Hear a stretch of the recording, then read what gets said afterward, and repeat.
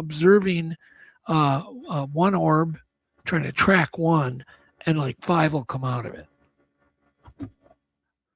And I'm 20, 30 feet away. They're all over our roof. They're on our trees. They're right on the lawn. They're everywhere. And I'm like, oh, I should probably film this, right?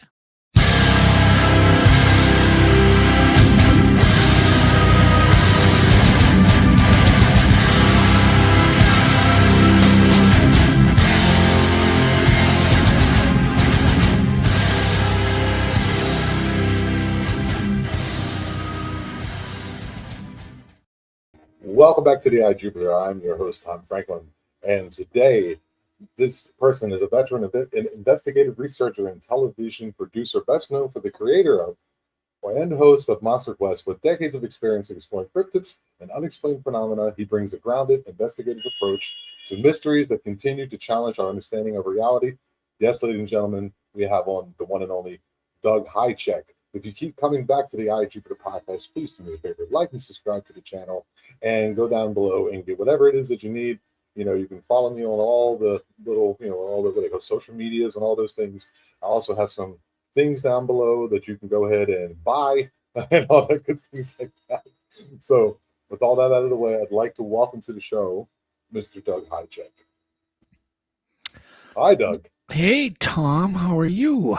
I'm doing good, man. How's it up there? Is it cold wherever you are? It's so cold. You have no idea. Like, it's bad. Compared to where you are, it's like, hundreds of degrees difference, I think. Probably. I think it's like 80. It was 40 below the other day. Oh, True goodness. 40 below, not a wind chill. Wind chill was like 92 below. What are you, in the northern states or something? I'm in Minnesota. Ah, that's why you know Randy Bell. Yeah. Everybody thinks I live in LA or California. I'm like, nope, I live here in Minnesota. And why do I live here? Because I'm crazy. No, it's probably because you enjoy the outdoors. Well, I do. It's beautiful here in the summer. I mean, yes. It's gorgeous. That's what Jesse Ventura always said. He would stay in there in the summers, and then we'd come down to Mexico for the winters. In Mexico, yeah. And you're like on the peninsula down there, way south. Yeah, there's the Baja Peninsula in the west, and I'm on the east side on the Yucatan, the one that's mysterious and spooky, man. So I'm going to do that next life. Oh, no, you can come on down. Just come on down and hang out with me. I'm a fisherman. Like, I'm a fisherman. Anything in the ocean or near the ocean, we can do that really gets me going. Yeah, this is a very safe part of Mexico, man. It's actually very underrated. It's not so touristy. It used to be like the old pirate fort, like Blackbeard and all that stuff. Peg Leg, that's here. That's where I am. Yeah, but you guys have beautiful water and beautiful beaches. And, a lot of beautiful stuff down there. Crazy animals too, jaguars and snakes and all that. Well, I spent about a month down in Belize, that's right. with just similar, jungles, and I was exploring uncharted caves where they had found the opening, but even the Prime Minister of Archaeology hadn't got in there, and so my job was to go document Xibalba, which means it's like hell is what it means. Okay. Is that the Mayan word for it? Is that the Mayan word for like hell. And I went down there, pretty ignorant, right? Not really know what am I getting into, but I would say yes to anything back then, like anything. A great opportunity. I'm going with the armed forces, porters, and I'm thinking, okay, it's getting a little weird, but whatever.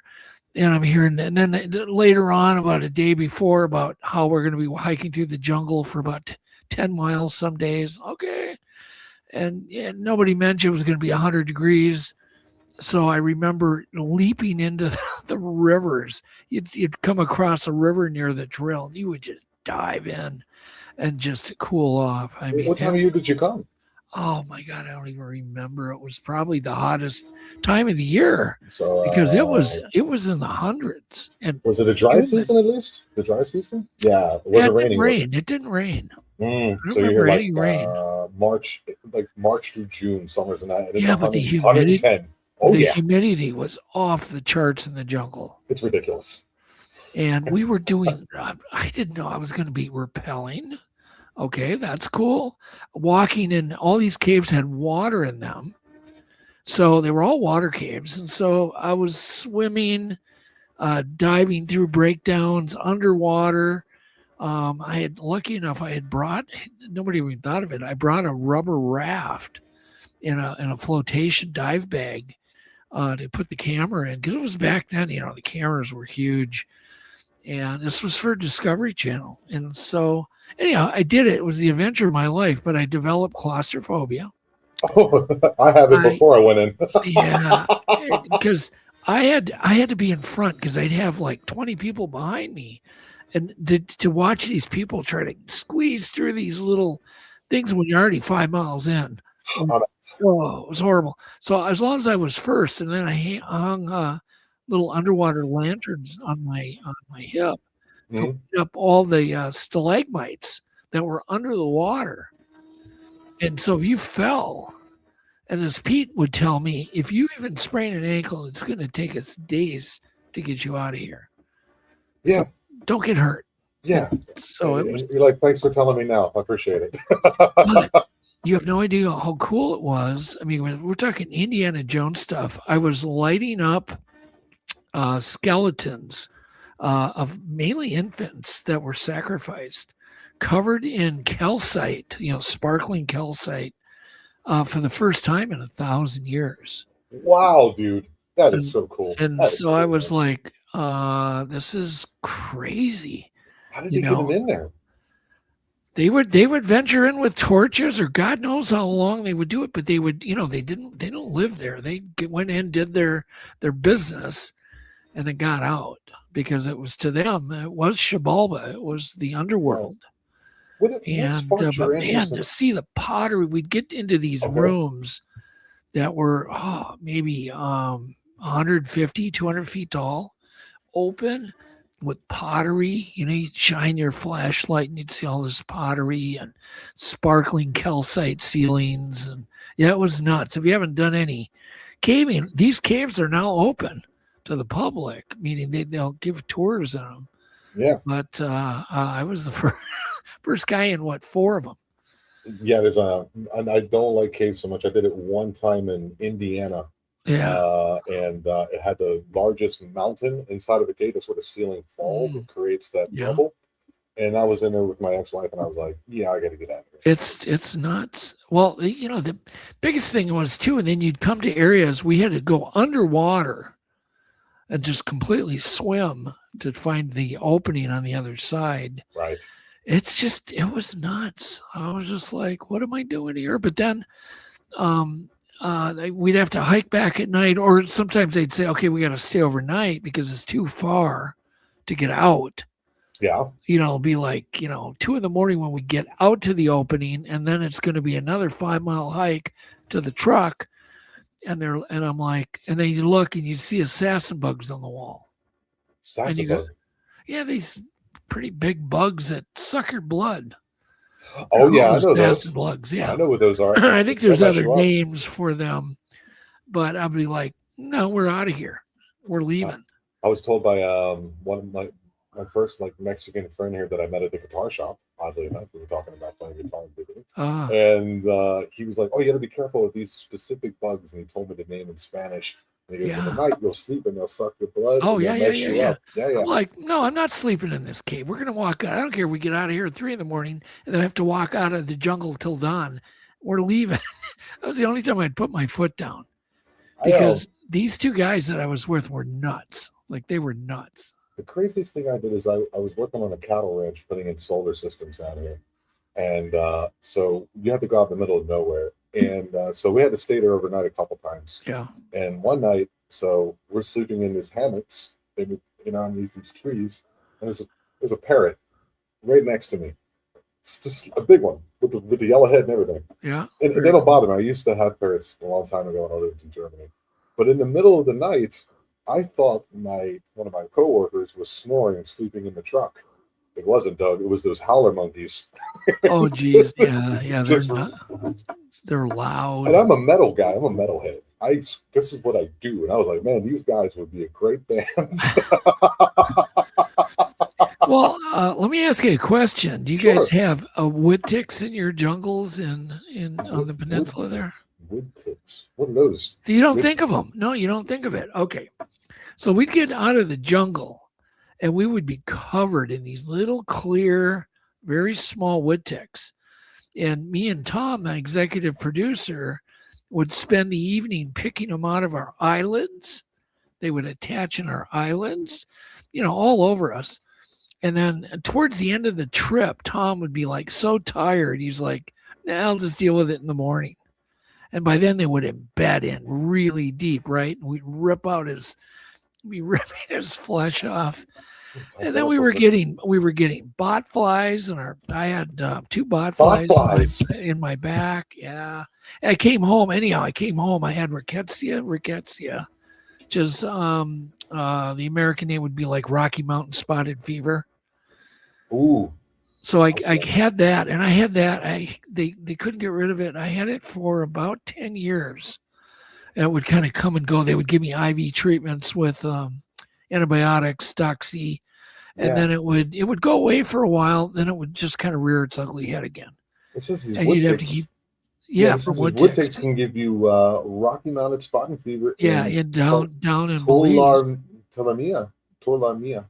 Yeah. Torlamia, however you say that word. You don't want I've seen these before. I've had ticks on me here. Well, we'll see what happens to me. Well, all you gotta do is take all your clothes off, Tom, and go run through the jungle. You'll be covered in them. Well, I bought 10 acres out here, and I put solar panels on it, and I built a well. All because of the whole COVID thing. I didn't want that ever again to lock me in my house, which is why I left Germany to begin with and moved to Mexico. Just me and my ex-wife. She's Mexican. Landed, looked for property. Took us a year and a half to get it all figured out and paid for it, and we just moved out there. But I'm back in the city now because we broke up. But I own the property out there, and I had some crazy stuff happen to me out there too. So what was the property like? Was it? Oh, it's still there. Forested. It is. I would say half of it is forested, but it grows so fast here. I'm sure you know that. Yeah. If you cut if you have a lawn where you cut the grass, you have to cut it 2 to 3 times a week. If not, it gets too high. So it's mostly wooded. I may or may not. I can either confirm or deny that I have some Mayan ruins on my property. It's pretty crazy, man. And maybe some possible. They like to bury their dead in like these little mounded hills, like little ones. So not very big, maybe 10 feet by 10 feet. I got 2 or 3 of those possibly that I. Well, there's Mayan ruins. So many they have not discovered. It's nuts. Yeah. And as LiDAR gets more and more advanced, they're discovering more and more. But probably the coolest thing that happened to me, and I don't remember why they left me there, but there was one day I got left at some Mayan ruins that were completely off the grid, in the middle of the jungle, but they were quite extensive. And I got left there, and they had to come back to get me. I was there like 10 hours by myself from early morning till night. And so it was a little creepy to just be in these ruins and exploring. And it's weird that you can stand on one side, especially when they're cleared. But I imagine if it's unexplored, it probably has, like you could be the top of a pyramid, it'll be a big tree growing out of it. Yeah. Well, these people, they were excavating it, but there was nobody there. But it's so amazing when you think about the history. And it's just there. Yeah. You could literally just walk off the path here, and you will stumble across something where you go, this is man-made. It has to be. Why would they put 2 blocks on top of one another and it's kind of squared off?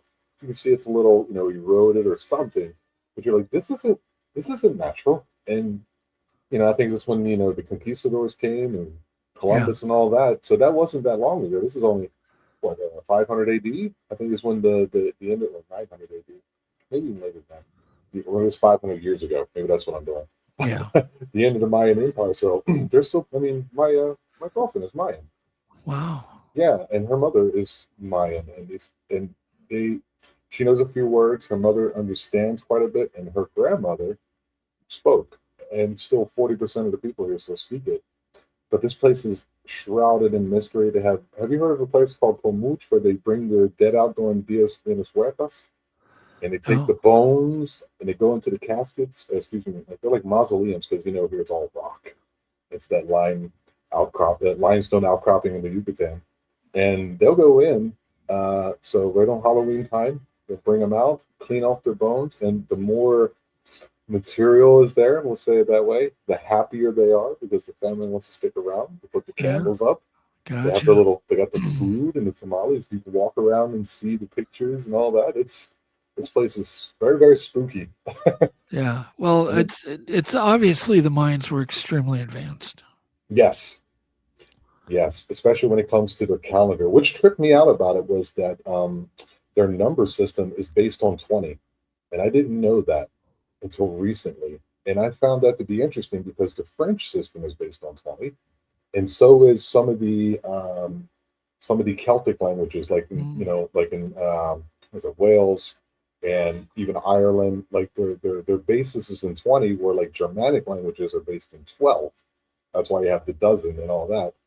And I was like, why would there be? Maybe it's a coincidence, but it's 20 there, and then there's 20 here. And I doubt it. I don't believe in coincidences. What do you think, then? Too many people write off amazing things thinking it's a coincidence. There's so much science written off because they think it's a coincidence. Mm-hmm. It just possibly can't be. And so it's just written off, blah, blow it off. Okay. I have things happen to me all the time that I don't blow off anymore. I did when I was really young. Coincidences happen that just seem so far-fetched. I mean, beyond any odds. And you're like, and then something happened a month later, same thing. And you're like, there's no way. We're either living in some kind of weird matrix, or there's somebody or something or some entity setting up all these things for you. Okay, let's get into that. Where did all this fascination with monsters and the paranormal? Where did it all begin for you? Probably. Well, first off, my parents were very just really cool and open-minded, and we had this family tradition where I had a lot of brothers, where we would all on Sunday evenings, everybody would sit at the table and we would just talk about science and mysteries and just whatever was cool. I mean, one night we could be talking about wine forgeries, just obscure things, but it would always lead, then the conversation would just get really interesting. And so when I was young, I didn't participate much. I just listened.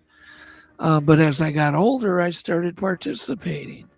And so cool. I grew up in that kind of environment. And then probably I had a very weird incident, Tom.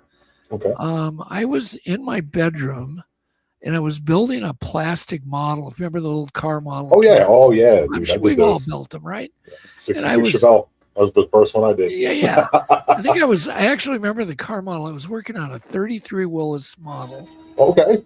Very nice. And I'm trying to put it together. I got to go to the bathroom. I got to pee. And we only had one bathroom growing up in our home. And so living with, all these brothers and a sister and my mom and dad, I mean, it was quite a thing sometimes to be able to get in there. So I go in there. Of course, it's busy. So the door's locked. I knock on the door and I hear a man. Well, I thought it was my dad. I assumed it was him. So I'll be out in a second. And then I hear this thing turn on. I hear the lock click, on these old doorknobs. It clicked out. And the door opened up. And there was nobody in there. You mean the doorknobs with the push button on it? Yeah, the little push button. I heard it pop out. Right, yeah. So when you turn the knob, it actually pops out. Yeah, it pops out. From the I inside. Hear all this. From the inside of the bathroom. Yeah. Okay. So I'm hearing all this clear as day. Just like my dad, just was my dad in the bathroom. And the door opens and there's nobody in there. Okay, it's my first life-changing experience. And of course, I get the chills. And I run, and I remembered they were all downstairs, the whole family except me, because they were mapping out. It was a new house, and they were mapping out where to put walls and stuff in the basement. My dad was down there with a yardstick and tape measure, and the whole family's they're planning this rec room here and where the bath. You know what I mean? They're all yeah. And I'm the only one upstairs, so I fall down the stairs. trying to get down the stairs. They're wood. You're so excited, right? They're wood. Yeah, they're just painted wood, and they're just slippery as hell. And I fell right down. I'm on my socks. So I fall down the stairs. I'm fine. But I'm trying to tell them, and I'm thinking, you don't believe me. That's exactly what I thought. And so I'm like, okay, whatever. And you just kind of forget about it. Well, then years later, I don't know, maybe 2-3 years later, I'm with my sister. My mom and dad were gone. Everybody was gone. My brothers had moved out. I mean, it's just me and my 2 little brothers and my sister, and we're babysitting. And I thought, hey, it would be really fun to surprise mom and dad and clean the whole house for them, like really do a nice job. So we did that.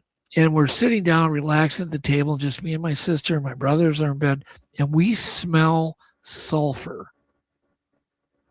Like, the typical like sulfur. Like a matches smell or something? Yeah, like from a matches, like really strong. And my sister's like, yeah, what is that? And then it would go away, and then it would come back, and go away and come back. And I said, well, we better look around the house. Something could be burning, So we'd start searching the whole house. And we decide, no, we can't find anything. So we go downstairs, and a big sparking orb flies across in front of us and hits the wall where our pool table was and exploded in a bunch of sparks and fell to the ground. And then here comes another one. So it isn't enough. You see it once. You just kind of always want to see it again. Did I really? Here comes another one. Came out of this back room and just hit the wall and exploded in a bunch of pieces. An orb with sparks coming off it. Okay. And of course, what are you going to do with that? I'm sure our parents didn't believe me and my sister. Why would you at least have somebody else who's seen something? Well, else yeah, but they still, because as I remember, they were more impressed that the house got really clean. I didn't really care about these floating orbs that hit the wall and sparks coming off. When you meet a parent too, Doug, that would be a really nice surprise. So you can understand their disposition. Exactly. So we whatever. That's all you can do is just kind of blow it off. You put it in your gray file. Even as a kid, you just go, that was weird, but maybe it didn't happen. Okay. We just imagined it. And then, so nothing ever happens then until one day I grew up finally, and I moved out very early. I invented a sponge polymer when I was really young, like 14, 15 years old. Yeah, that's a whole long story. Save that for another day. But I had this idea, and then I went to work on it. And I know what sponge is, and I know what polymer is. So I'll take that and look at it. Well, your weather strip on your doors that you use. Weather strip. You mean at the bottom of the car doors? You have weather strip around your car doors. Oh, the rubber. Yeah, the rubber, the weather strip. It's sponge. It's made of closed cell sponge. Oh. Well, it's connected by these molded configurations that are quite complicated with the 2 extrusions going. Right. To make a long story short, I was the inventor of EPDM sponge. Damn, dude. Yeah, that everybody, it's used everywhere now, of course, full blown on every car. So I was the guy that figured out how to mold it, control it, because I wanted the smooth skin on it. It's got a very nice skin on it. And before that, there was latex that GM had, and then there was a very ugly, porous SPR that was actually made down in Mexico. This is back in the 70s now. Okay, so long story short, I moved out. I bought a house at like 17. Wow. Bought a new boat, bought a car. That's awesome. I had a lot of money back then for a kid, right? The neighbors all thought I was probably dealing drugs. And it had nothing to do with that. I just had to do with this polymer that I invented. My grandfather was in the business. And he kept telling me it couldn't be done. So I was really motivated to make sure it got done then. But so I picked up my little brother, Rob, and took him to the fireworks. It's 4th of July back in the 70s. He's just a little kid. And take him to the fireworks, and I drive him home, drop him off back at home about midnight, and I start driving back home. And I see out in the road in front of me what I thought was a giant chandelier over the intersection, like a sparkling crystal chandelier. I can only explain that. And I'm like, oh, that's cool. They put a chandelier over the road, because back in those days, I mean, technology was just kind of getting going. I'm thinking, oh, maybe that's how they're going to light intersections. Okay. So, I mean, you just, you see something new you've never seen, you just try to justify. Yeah. But as I get closer and I see all this, it's really bright and it's kind of it's still, sparkling. I'm like, what is this? So I keep going closer and closer to it. And I'm thinking, this has got to be some kind of hoax, or what am I looking at? Because I didn't see any poles or any, there was nothing attaching it, but it was very sparkly. So as I got closer, I'm looking left and right, and I'm looking forward, and I'm driving cautiously now towards us. I don't know what this is. I wasn't even thinking UFO at the time. I just kept thinking hoax. It's 4th of July. Right. So it's just where your mind goes. It's some kind of fireworks, or it's something somebody has put aloft, or who knows. But I get under it, and I literally look at it, and I'm like, oh man, this is not a joke. I could see it was heavy looking. And it had a big glass, I mean, very thick. You could even see the thickness of it, glass dome. And inside what looked like thousands of fiber optic lights, which that wasn't even a thing back then. Like I'd never even heard of. And it had kind of an orangish glow to it. So I get out of my car and I'm looking at this thing, studying it. Like, what am I looking at? And I'm only 6 feet from it. So I'm not far. This is almost Rendlesham Forest close. Oh. Right. I'm that close. Okay. I could have, easily just, tossed a rock at it, or even maybe leaped that high to touch it. And so I'm just looking at it. And then the fear hit me like, oh my God, I'm alone. I'm under a UFO. And there's nobody around. This is not a good situation. So I got in my car and I took off, and I got maybe about a quarter mile away. Then I stopped and got out of my car again and watched it go over the intersection over to there was a pet hospital there. It went over the roof of the pet hospital. And I get home, and that was a paradigm changing. So by this point, with all these experiences, I'm pretty open. Right.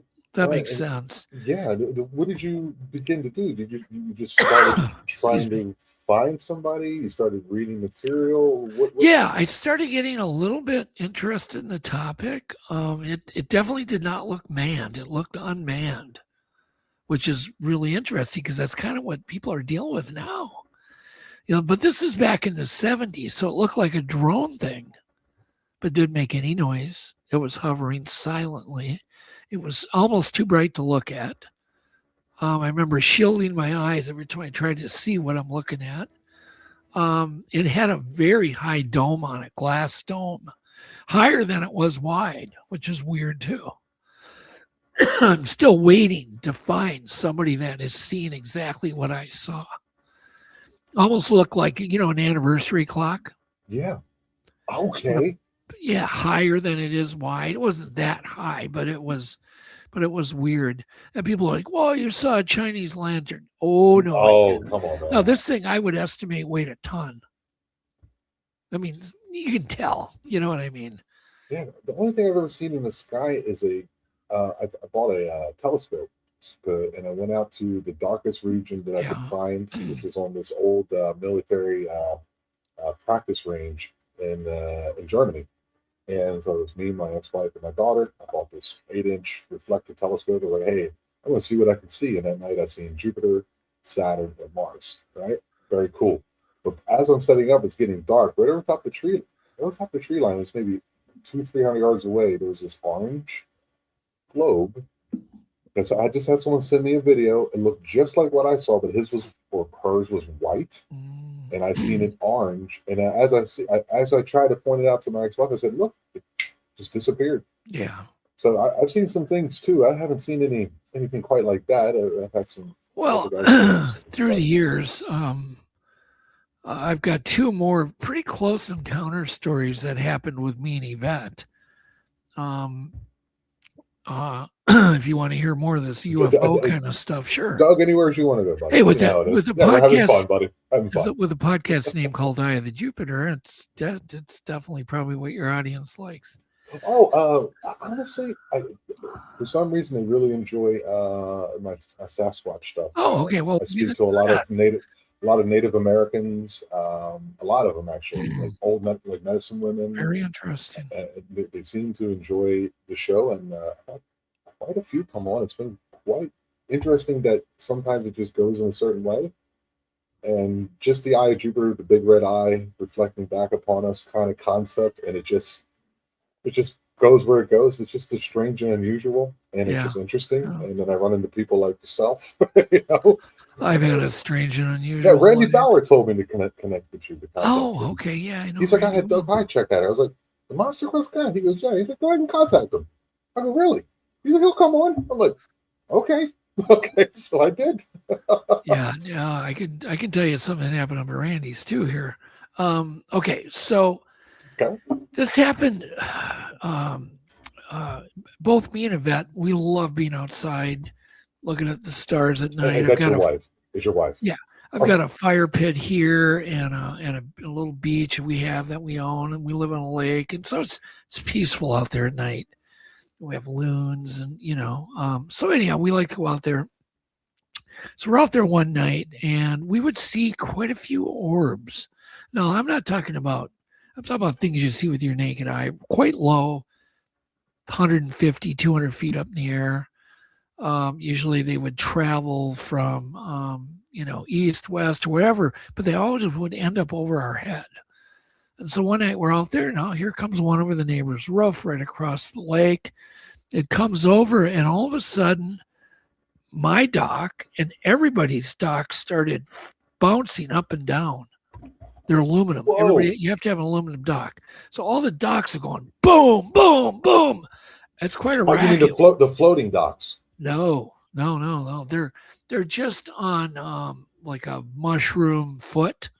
So they're not connected to the bottom. They can be lifted with strength. Usually we unbolt them and take them out in sections. Okay, all right. Yeah, and some people do have them on wheels, but generally they're just sitting in the mud, in the sand. And so we're hearing all the docks going boom, boom, boom, and then we heard metal bending. Like we can hear our dock crunching, and the neighbors, all these docks are crunching as this orb is approaching us. And then the swing sets start going in all the neighbors' yards. This is right out of Close Encounters. And the swing set starts going. Dogs start barking. Car alarms start going off. Reminds me of E.T. kind of. Oh my God, this is like right out of E.T. Yeah. And these aluminum docks are non-magnetic, which is what's really interesting. So they're banging, banging, banging, and car alarms are going off. Dogs are barking. Swing sets are going like wildly. There's no wind. And then the orb stops above us. Everything's still going crazy. And then it leaves. Just zips away. And everything goes silent as it was. That was mind-bending.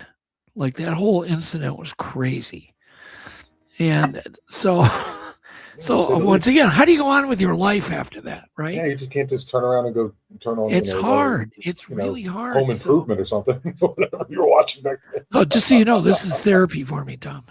Yeah, dude. I always tell people that it's cathartic. Joking, It's very cathartic. It is. So, okay. So then, years later, this stuff doesn't happen every week. It's years later, beautiful sunny day in the spring, probably the end of May. Yvette's like, oh, let's go lay in the sun, soak up some sun rays after the long winter. Yeah, good idea. Great. I go upstairs, get my swimsuit on. She's already out there. She's laying there. And I go out and I put my towel on the lawn chair. We have a deck that's up probably 20 feet in the air. And I lay down and I put my phone down a little end table. I was like minutes of rest. And she starts screaming. And I'm looking at her. What's going on? The bee, maybe a bee stung her or attacked her. Yeah. And I look at her and she's like, she's doing that. And she's like, look. And I like turn around and I look, and there's a UFO 5 feet from my head, broad daylight, sitting there, and it's changing shape. So it's not just stationary, it's moving. It's just like turning from a triangle to a diamond to an oval to a spear to a, it's crazy. And it's got like a Vanta black, blacker than black look, and it's got like a skin on it, like textured, very symmetrical, kind of a texture. I don't know if it's diamonds or squares, but it's got this very geometric texture on it. Okay. And so I'm like, okay, this is good. So I reach for my phone real sneaky like. It's right there. I'm a cinematographer. And so I grab my phone, I put it kind of in my lap, and I'm just corner eyeing this thing. It's still there. And I'm like, you got to scroll through your phone, and then the sun, you can't see very well the screen. It just like, so there it is, a video. Okay, put on video, not photo. And then just whip that thing. Sorry, I almost swore. Whip that thing at this thing and get video of it. And meantime, Yvette's like jerking back, and it's jerking back, like it's reacting to her head movements. And so I'm like, whoosh, as quick as I can, smooth but quick, while it's filming. And the thing is gone up to the clouds. I mean, just see it, whoosh. So I'm like, now I'm blindly trying to film it because I can't even see it, but I know where it went. I followed it where it went. And I'm just holding it there, filming, because it's a wide angle lens on a phone, especially an iPhone. So I'm filming and hoping I'm getting something. So eventually we go back, we go in her garage, the darkest spot, to see the footage. And great, I got it. But I send it to my buddy, he enhances it. Then I do have that. So then, but I wish it would have been up close, right? Because it's 5 feet away, as Yvette describes, a rake handle away from you. And so we get back outside to continue our sunbathing because we're kind of curious, like what's going on. And here comes another one right out of the lake, right in front of us. Comes right out of the lake, and this time it's pill-shaped, kind of like tic-tac shaped. Yeah. Comes right out of our lake and heads right to the clouds. Not even that fast, just fast enough, where it's doing maybe 50 to 80 miles an hour. That happens a lot here. And I got footage of that one too, which was great. So, all right. So we're not crazy. We both see this. It really, so that one's definitely PTSD kind of territory. That ended her nighttime wanting to go out on the deck anymore at night. Because she's like, well, what if that was at night? You'd never see it. It was blacker than black. So that experience. So then one afternoon we're out fishing. It's probably a year later, next year. We're out fishing. We're having a great day fishing, catching a lot of largemouth bass. And I just caught and lost a really big one that had fought for like 20 minutes. And so we get back, it's like 4:30. We come back to the dock, and I'm lining up my boat to the dock to park it and tie it up. And she starts screaming again. And I know that scream by now. And I'm like, what? I'm looking at her. She says, look in the yard. Look at the roof. Look at the trees. And I'm like, holy crap. There's like, I don't know. I didn't count them, but maybe definitely way over 200 UFOs in our yard. Were they small ones? Yeah, like maybe soccer ball. I suppose I figure their soccer ball to a little smaller than soccer ball. And they're white, they're sparkling, they're beautiful. And then they turn black. And then they turn white. And then they disappear. Then they reappear. Then they turn black. And it's really weird. And they're acting like they're a biological, they're all very graceful. And then we have, in some cases, I'm observing one orb, trying to track one, and like 5 will come out of it. And I'm 20, 30 feet away. They're all over our roof. They're on our trees. They're right on the lawn. They're everywhere. And I'm like, oh, I should probably film this, right? So I get my phone. Same kind of problem here. Panicking because you can't really see the screen. And so I do, and I start filming. I'm like, oh my God, they're just letting me film. I'm zooming in on them. I'm getting, size compare. I'm doing everything. Right. This is amazing. They're swarming around our roof and our trees and our yard. And I'm like, this is the most amazing. If we go in, I've never seen anything like this. This will be amazing. And I'm a good camera guy, right? I've got 40 years of experience. So I kind of know what to do. This isn't going to be a bunch of shake fest footage. So, all right.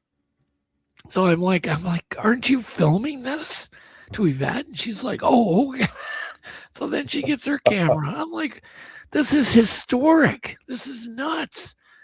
And so she starts filming, but by then they're all moving off and they're over the neighbor's roof and they're just kind of moving off in a big group. And I'm like, okay, great. So then they leave. She films and I film and they're gone. I'm like, that was the weirdest. I parked the boat, tie it up. I'm like, what? And, we're just freaked out. And this footage, where did you put this? Well, just hang on. The story isn't okay, over. All right.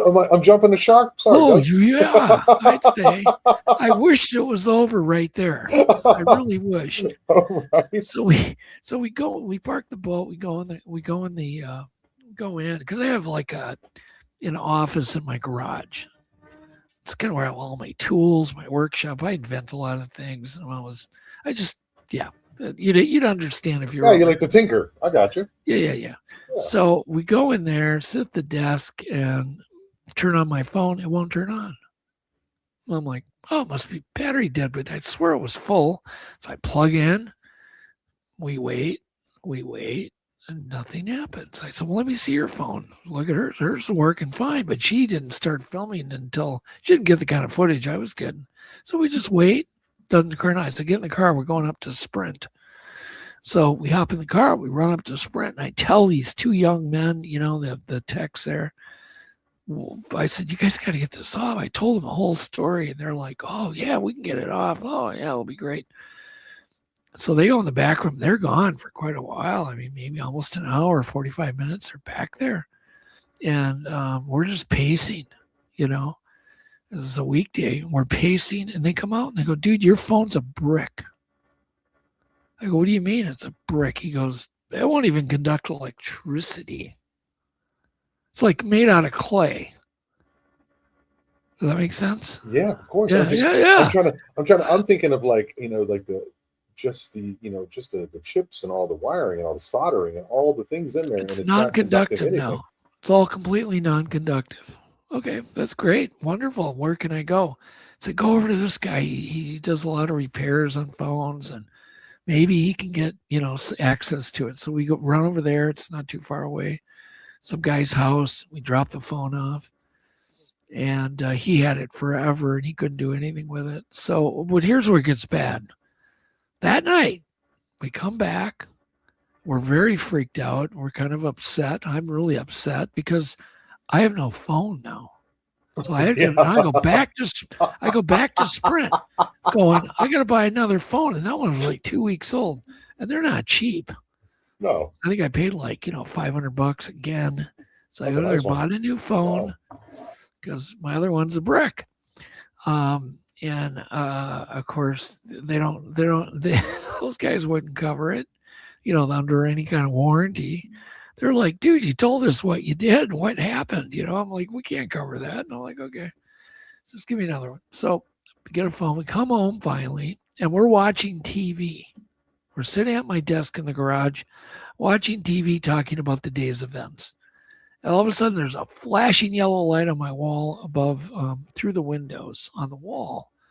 And I said to Yvette, why is there a tow truck in our driveway? Oh, okay. And she goes, yeah, why is there a tow truck in the driveway? She goes, open the garage door. So I just hit the garage door button, open it up to see why is there a tow truck, and there's nothing there. So we're like, we close the door. Like, well, that's weird. Get the door closed. Seconds later, her two Siamese cats start screaming, like from the top of their lungs, and like they're killing each other. And right. That fight sound. Yeah. Yeah, like it's bad. And we run down there to check on them, and they're just looking at us like, they're staring at us. They're not killing each other. What were they screaming for? And so we stayed with them for a little while to get them, make sure they're okay and everything's fine. And then we went back out in the garage talking like, what is going on? So now there's two more things, the cats and the yellow lights on their wall. And I have like an opaque film, so it lets light in, but you can't really see in or out. Okay. Then the whistling starts. We hear this whistling sound. And we hear like, do you remember the old Roadrunner cartoons when the coyote would throw a Acme bomb down the cliff? Yeah, the whistling. Yeah. And we hear that, and then a kaboom on our roof. That is weird, dude. Just huge. Like, it's not a little kaboom. It's huge. It's kaboom, and the house shakes. And by this point, we're both ready for heart attacks. And she goes, go outside and see what hit the house. I looked at her and I said, are you crazy? I am not going out there. Are you nuts? And then all of a sudden we hear running on a roof. We can hear bipedal running on the roof from one end to the other, right above us, the garage. And at this point, she's like, yeah, let's go in the house and lock the doors. I'm like, yeah, I'm with you. You ever have the inclination to move, Doug? Well, I told a buddy of mine, he's a stand-up comedian, buddy of mine, he goes, get the for sale sign up tonight. Because he loves hearing these stories. But, I'm like, yeah, we don't, I let him talk to Yvette. It's like, we don't want these stories. No, we just want peace and quiet. Yeah. So, okay. So then, because this gets worse. This isn't done yet. Okay. I really jumped the shark then. Okay. Yeah, you jumped it twice now, Tom. So I'm going to say, I like basketball, man. Yeah. I like jumping. You thought Randy Bauer's stories were weird. Okay. Yeah, we're getting there. Oh, dude. Yeah, we're getting there. Okay.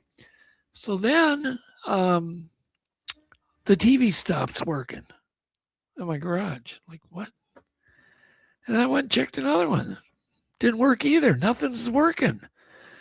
Air conditioning goes out. All the low voltage just started burning out, like boom, boom, boom, boom, boom, boom in the house. All of the, the HDMI ports on the TVs. Yeah. They burned out for some reason. And nowadays, without an HDMI port, your TV's pretty well toast. It's worthless. You can't even hook an antenna to it. You can't do anything with it. You can probably hook it. No, you can't hook it up to nothing. It's worthless. So every TV in the house, and we had a lot of them, all burned out. Okay, that's great. Next morning, I'm going to go investigate now to see what landed on our roof. Did it do any damage? Because it sounded like it did. And I open the garage door, and my eyes are focused on my Ford Flex, my production vehicle that had been washed the day before, was now covered in what looked like vomit of something, like vomit all over it, even in the grill. Like, how does that happen? It was even parked maybe a foot away from my garage door, and it's vomited into the grill, even deep into the grill, all over the hood, all over the roof. It's all over the driveway, and it looks just like vomit. When I was under examination, I'm like, God, it looks like sawdust. Like somebody ate sawdust and then vomited it up. I know this is weird. No, I was just thinking, just thinking, like when you're painting your picture. Yeah, I'd be happy to run. I'd have to take a moment, but I could take a break, run into the garage, and send you these pictures, including the video of the black UFO, if you want. Oh, don't invite me to a good time. Yeah. So anyhow, then, okay, it gets even weirder. So then I'm like, I'm the MonsterQuest guy. So I get a clean baggie and a clean popsicle stick. and I start scraping this stuff into a bag. I want to know what it is. I've never seen anything like it. And I figured it's all connected with all the craziness of the night before, right? Because it looked like it came from above, but yet it was also shot into my grill, which is like impossible because it's a foot away from my garage door. So I scrape a baggie full of it and it comes right off. Like it's not even sticky. It just slides right off like it's Teflon, like my car is Teflon protected. Okay. So then I called Joe and I say, Joe, I need you to come over. I called Alan, a guy that owned a lab up in Brainerd, and I call Alan and I told him the whole story. And I said, I got this stuff. And he's like, yeah, I'll analyze it. That's what he did. He's does gas chromatograph stuff. Oh, okay. So I was going to send him a baggie of it. Joe gets over here, makes a trip over here to pick up the baggie to mail it off to Alan. And I had set the bag, and I went and took my car, because if you would have seen it, it looked like, it was embarrassing. It looked like somebody had 20 drunks had vomited on my vehicle. Okay. So it was just gross. I wanted it off, whatever it was. I don't know what it was. So Joe comes over, comes in, and I meet him back. I go to the car wash, come back, and he goes, "Where's the baggie?" And I go, "It's right there on my daughter's little ATV running board. I'd set it there. I didn't want it on my desk." And my garage was spotless, like you could eat off the floor, and it's vinyl floor. And he goes, "No, it's not." I go, "Yeah, it's right there. I just set it there." He goes, "No, it's not. We never found it. So I don't know what it was." The only thing I can tell you is that it happened to another guy in my town, the same stuff all over his car. And he took photos of it, posted it online too. And it looks exactly like, what I had all over my car. So then I had the new phone. I had to replace all of the low voltage stuff in my home, thermostats. The whole thing cost me about 10 grand. So it was a $10,000 hallucination that we had. Yeah, I got you. Yeah. And So- do you have any thoughts on this? None. Because I know you no. I don't know what it was. Whatever they were, I don't know. I have seen other footage of what we saw in Texas. Somebody posted a video. It's the same damn thing, except they were farther away, but you could see the sparkling. They sparkle like diamonds, and they move. This is the big group of them, but they're definitely. I would have to say, if I had to take a guess and bet a buck, I would say they were living creatures from space that probably live in that 300-mile area of our exo atmosphere, and probably came down to get some sun. It was a beautiful day. Some sun, some water, maybe. I don't know. You mean like in the ionosphere or something? Yeah, like that? yeah. In other words, I do believe, and actually NASA has filmed a lot of these type things. Have you ever seen, I think it's SDS, is it 65? Where they filmed hundreds of these things, like jellyfish looking things, a lot of creatures on the NASA. They filmed things that look biological. These look biological, but weird. So I'm just betting, because from the ground all the way 300 miles up is an ecosystem that we know nothing about.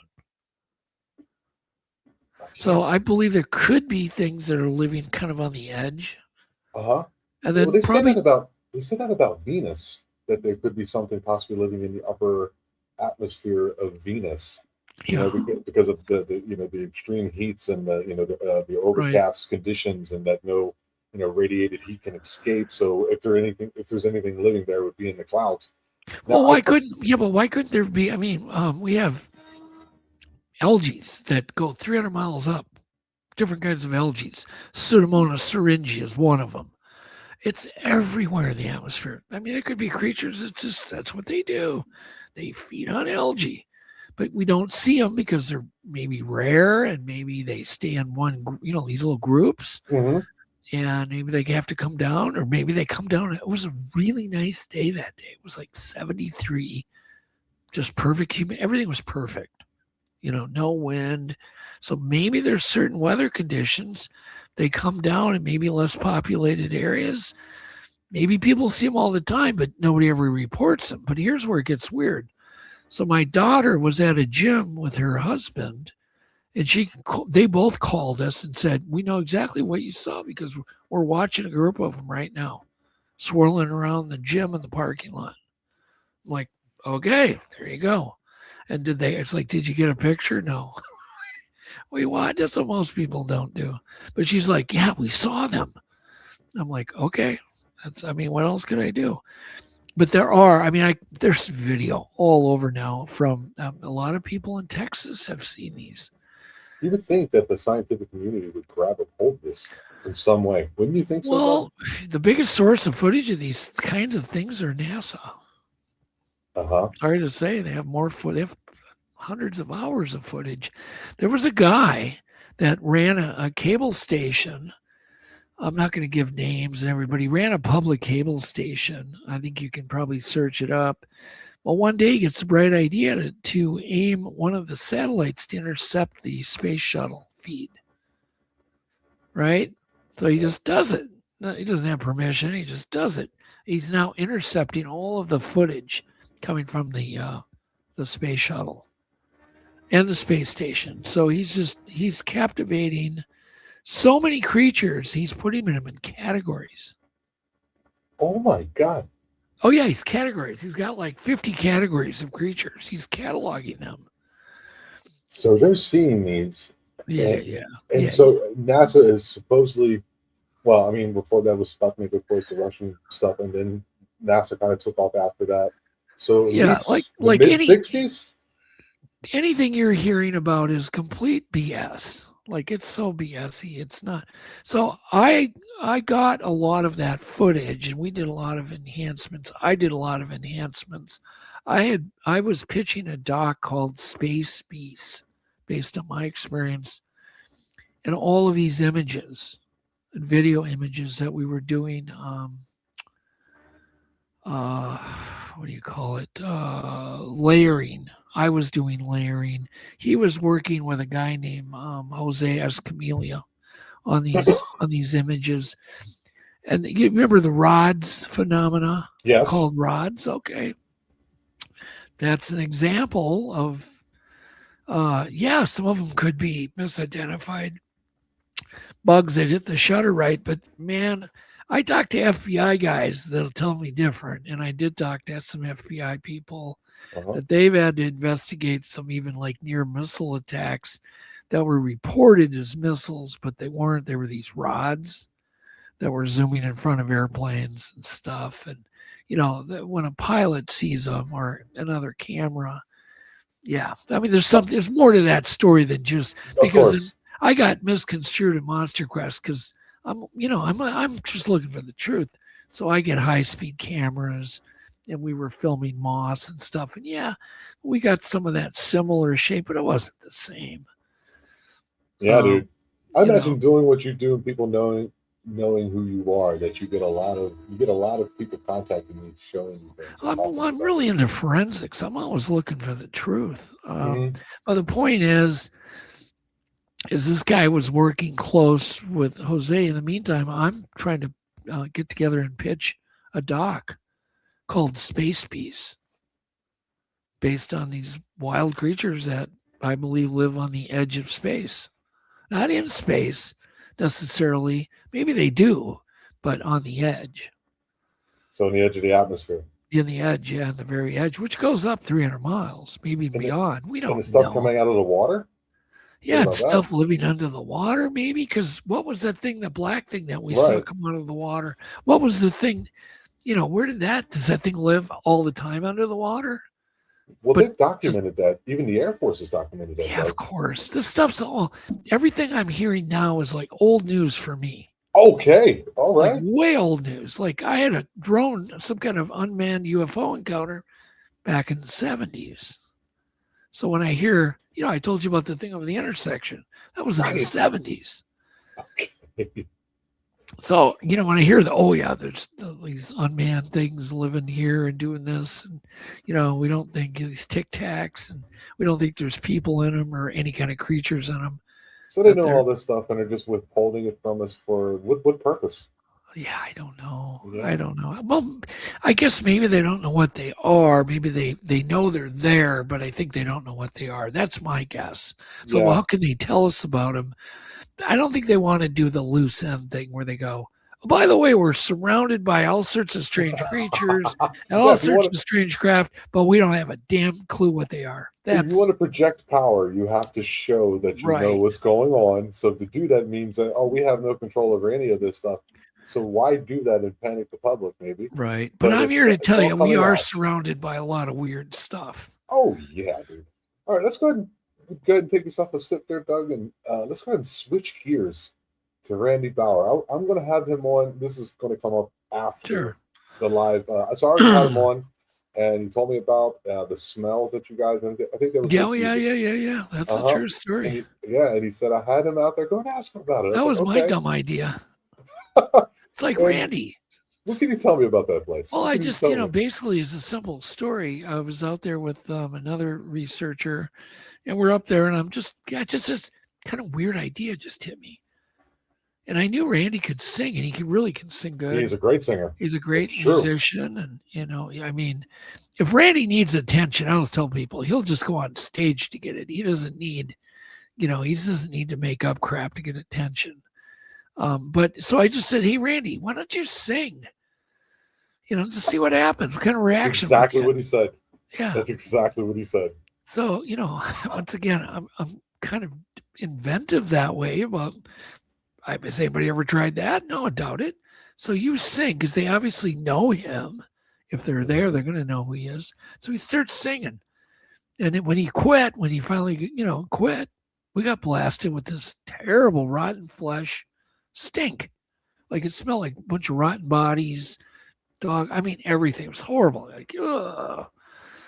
And yet that smell isn't on his property. We were definitely blasted with it. So then I'm like, we walk, I don't know how far, we walk a ways away. Hey, Randy, sing again. So he's so cooperative, he starts singing. And he really does a good job solo too, right? And so he's singing, and he stops, boosh, right away. Instantly we get blasted with the stink. He was saying that he didn't smell it. I think that's what he was saying. Yeah, it may be. I can't remember those details, but boy, we sure did. That's what he was saying. Because Randy was kind of out front of us. He said, I wasn't smelling it, but Doug and the other gentleman were smelling it. Yeah, there was actually another guy. There were three of us that were. Yeah, he said he's like, so is the smell being projected in Doug's mind and the other gentleman? Because I'm not smelling it. They keep telling me. And every time I see it, there it is again. And now you're telling me to corroborate, and it just the things he was telling me. It was weird because, but I think we did it like 4 times, right, in different locations. It happened every time. Yeah. And at some point, I'm like, I'm sick of smelling this, because it would go away and be like the air would be great and fresh. It only lasts like maybe 3 minutes, but it was horrible there, Tom. Really bad. The whole Minnesota area. I've been talking to a lot of people up there recently. I don't know. It's just kind of, as you do the show, you start to get out there a little bit. People start knowing you a little bit, and people, oh yeah, he's good at interviews. Nice guy, I hope. Well, I've known Randy for a long time, and although he's one of the most honest people you'll ever meet, and that's why he'll tell some crazy stuff, because he doesn't hold anything back. Mm-hmm. His honesty doesn't allow him to. And I have 2 kinds of witnesses I interview. Once in a while, you'll get somebody you can tell they're just, but that's not Randy. Right. I know Randy well. He is just like, he's got a heart of gold. He would never lie. He just does what he does. He had these experiences. He'll be the first to admit he doesn't really know what he's dealing with. Yep. But he is dealing with something. Yeah, it's like this 40 acres backs up state property or some kind of forested area, and also adjoined to another 40 acres. That his family. I talked to one of his neighbors, kind of distant, maybe like 2-3 miles away. Talked to him, and he was kind of like, well, how'd you get my number? And blah, blah, blah, blah, blah. And eventually we had a conversation where he told me, he was like, yeah, we're dealing with these things too. And he's like, we're third generation dealing with these things. So he was like, my grandmother had to deal with them, and my mother had to deal with them, and now I'm dealing with them, and blah blah blah. Okay. So doing the show, being the producer and the creator and all that, I'm sure there's looking for it and try to quantify it in some type of scientific terms. I'm sure there's many times where you just simply can't do that. I scratch my head often. Yeah. But yet, that doesn't really matter that much, I guess, because I know they're real. I know that they're very much here when they're here. If people say they go on a portal, fine, whatever. I'm looking at the stuff. You can't sneak into a room and not leave something behind, right? So that's where my mind's at. I don't really care how they got in the bedroom. I just want to, pick up on the dust they leave behind. Or in Randy's case, the urine on the clothes or whatever it was. Yeah, there's all sorts of strange stuff. And Randy had something really valuable that he lost. But who am I to talk? Because I've had the same kind of weird things disappear. He had a peanut butter jar, one out of all of them, because we get them back and they're really clean, right? Right, he hangs them up in the trees. Yeah, but one stunk really bad. I drove up there to smell it. Like it's oof. Oh my God. Rancid, yeah. Like no, not rancid. No. You cannot describe this as anywhere near rancid. Okay. It's like the worst smell. I call it putrescine, which is one of the chemicals your body makes when it decomposes. It's called putrescine. And it's very much has that in it. And I wanted to analyze it and actually look for that as one of the chemicals. Uh-huh. And he had this plastic would have absorbed really good. And I wasn't in a position to take it back because nothing would contain it other than keeping it frozen. So I'm not going to bring that thing back in my car. Have to get a lead case. It's like, yeah, right. I didn't have any lead case to carry this thing. I mean, it was that bad, Tom. So I said, well, okay, just keep it, wrapped in all those triple bags in your freezer, and then I'll have you mail it to the lab, directly to the lab. Oh, the poor fellows at the post office. and then I guess I said, I've just checked on it. Do you have that? And no, he looked and it was like gone. So who knows? Somebody threw it away, or I know Randy didn't throw it away. No. I don't think he's that kind of gentleman either. But so that's kind of the bottom line. But there was another time. This is a really interesting story. Okay. Sure. So I was on horseback. We were on a Bigfoot thing, and I had a camera with me, a really good camera. And I was with 3 other guys on horses. So I'm on a horse. There's 4 of us. And we're up and down the St. Croix River Valley, where there, a lot of Bigfoot reports, where there had been, even stories of like dogs being ripped in two. Okay. All right. So we're in this area. We're on horseback. We ride through the area. I'll try to make this as short as I can. We ride through the area, and everything's cool. The trail is good. It's a little single track horse trail. It's along the St. Croix River, and then we go, and then Mark has a rock thrown at him. Swears he had a rock thrown at him. Okay, fine. So we come back after a while. We get, we're on a return trip now, and all of a sudden we get hit with this stink. All of us, same thing, like putrescine. Like on steroids, like, oh my God, we're all covering our faces. But yeah, we had rode through there. So it's not like there's a rotting corpse there. We would have smelt it on our way through there before. We didn't. Right. So we smell this horrible smell. It's just horrible. And up ahead on the trail, we see what looks like a coyote, laying across the trail, perfectly in the middle, blocking the trail, laying there.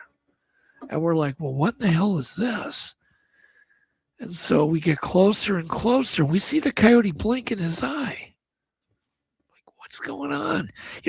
Once again, all these strange things start happening. We're smelling this horrible smell. We're gagging. And there's this coyote. And then we start dismounting. The smell goes away completely. It's not coming from the coyote. The coyote's very much alive, but he's paralyzed. He cannot move. Okay. I noticed big handprints on his spine and in his fur. I feel a break in his spine right in the middle, like he's been snapped apart. Yeah. Mm-hmm. But it doesn't kill him because he's immobile, but he's still very much alive. He doesn't have any blood on him. He's very much, he just can't move. He's paralyzed. His legs are paralyzed. His only thing he can do is blink his eyes. So we're like, what the hell? With the smell and the coyote and the dog thing that we're, investigating dogs getting ripped in half. And I'm thinking, I've always had this theory that Bigfoots have a symbiotic relationship with some coyotes. Keyword some. Not all of them, some. Like they'll have their pack that they do stuff with. Yes, and they like to replicate the sounds too. Yes. But there could be a competing pack that Bigfoot's more than happy to kill for the other pack. Okay, the competing pack. So, and I've put all this kind of together as a loose, hypothesis. Yeah, of course. We're grasping at straws. All the information we can get is important. Yeah. Because I've had experiences both in upstate New York and out east in the Pinshaw National Forest, the Gifford-Pinchot National Forest, and the Schuylkill Meadows of Bigfoots reacting to my coyote calls. That pre-recorded coyote calls. I'll get chest beating. Like it's very chest beating. Yeah, like a silverback. Like yeah. Yeah. Oh, yeah. But no, like a silverback times 10. Yeah, of course. It's insane. And I had that happen now to me 3 times. Upstate New York, play the coyote calls, chest beating, and that every time we did it got closer. It was walking closer, and it would do it now. But last time it did it was like 20 feet away from us. One of the guys that we were with started to cry. I mean, he was whimpering to get the hell out of there. He was very scared.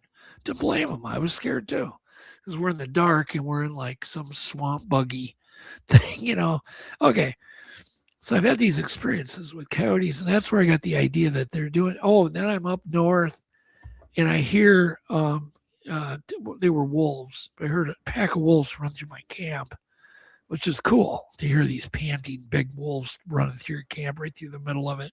And then I hear bipedal footprints, boom, boom, boom, boom, boom, right after it. Like after the coyotes leave, we both hear it. Me and this guy, we were up hunting grouse up in the wilds of Canada. And so I'm like, well, okay. So I've just experienced that. I didn't see it, but I could clearly hear the wolves running through. I had done a lot of wolf research by that point in my life. I'd filmed probably, a ton of wolves working on a doc called Brother Wolf. And anyhow, so then the Bigfoot ran through it. It couldn't have been anything else. It shook the ground. My cot I was in was bouncing from the impacts of the feet. And so, okay.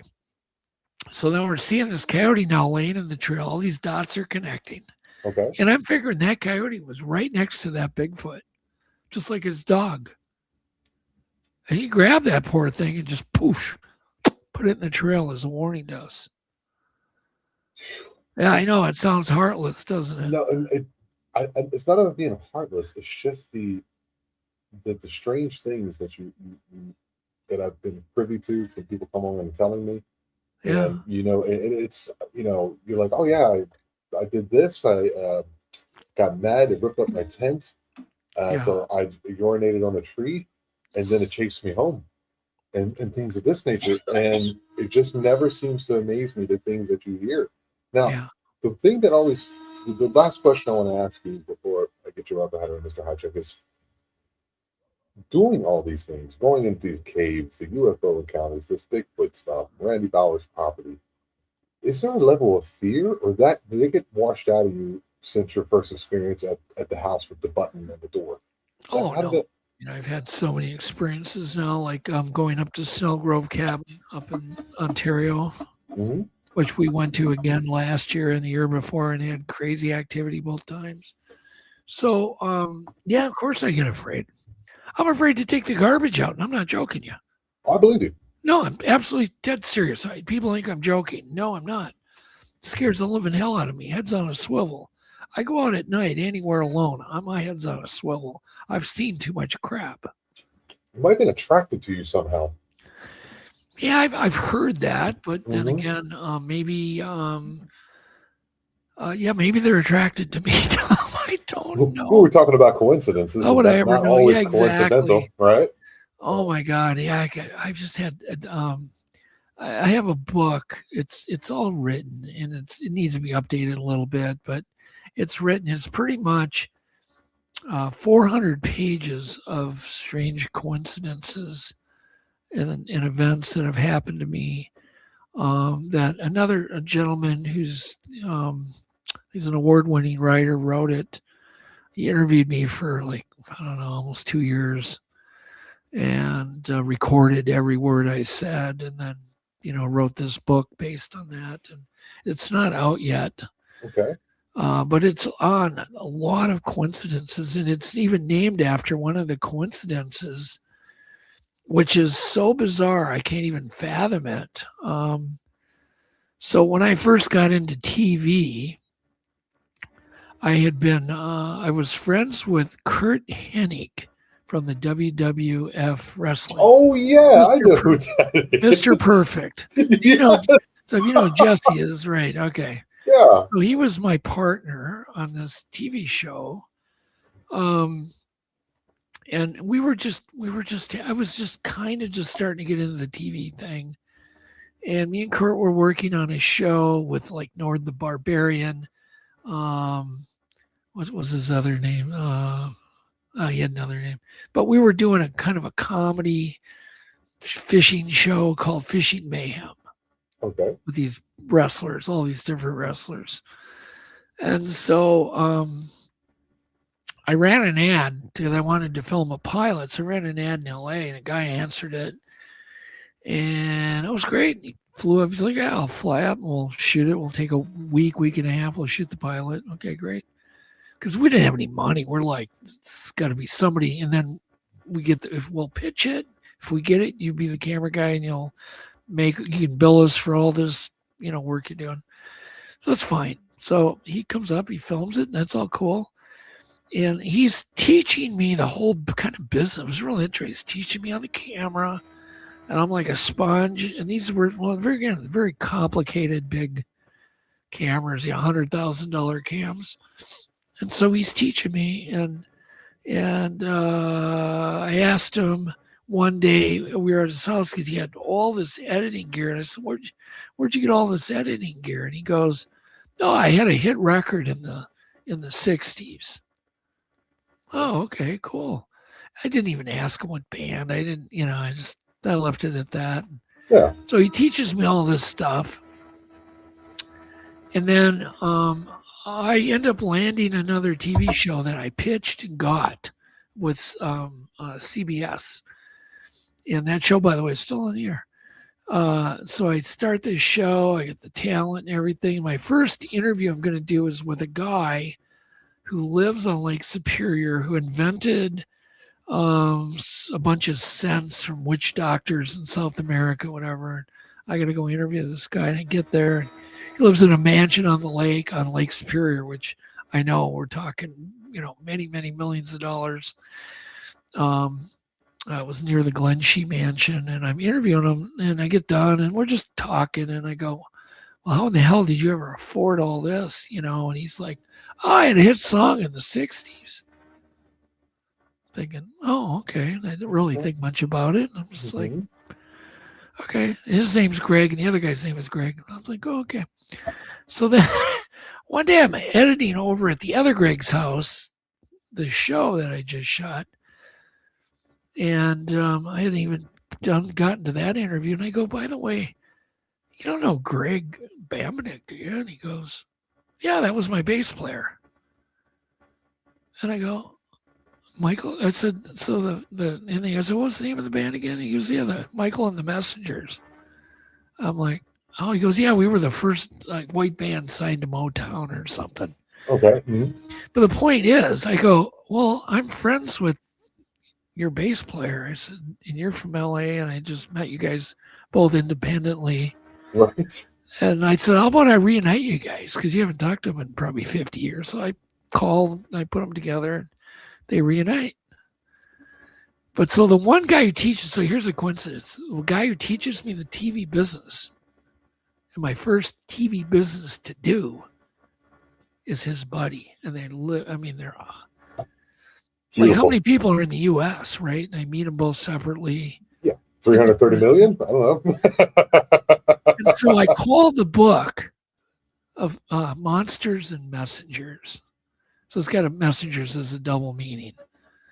Okay. Does that make sense? Because they were with this band called the Messengers. Like they did songs like The Midnight Hour and songs Romeo and Juliet, and they had all these. So Doug, I keep seeing this behind you, and there's a really cool little background going on. Untold. Tell me about that. Anything you want to go ahead and put out there to people to check out, or what's upcoming? Without giving away too much. Yeah. That way people can go and check out your stuff, man. Yep. Still, I'm working on trying to wrap up Legitimate Science. We just put a letter out. We're going to fulfill all of our obligations except that last doc. So they're getting books and all these posters, all this stuff's going out. But the doc is waiting for some final forensic tests that I have very little control over. So all I can do is just keep funding them and saying and bugging them in a nice way and going, when's those tests coming? So Legitimate Science 2 will be coming soon. I'm looking at my 32 terabyte drive packed full of beautiful footage shot in like 4K. So that's coming out. I run the Untold Radio Network, which has many different podcasts. It's called the Untold Radio Network, and they can check it out anywhere on YouTube or any of the platforms. Yeah.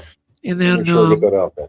Yeah, and then Hangar One Publishing, I started with my two boys, and we publish many, many, many Bigfoot books and some other books on monsters.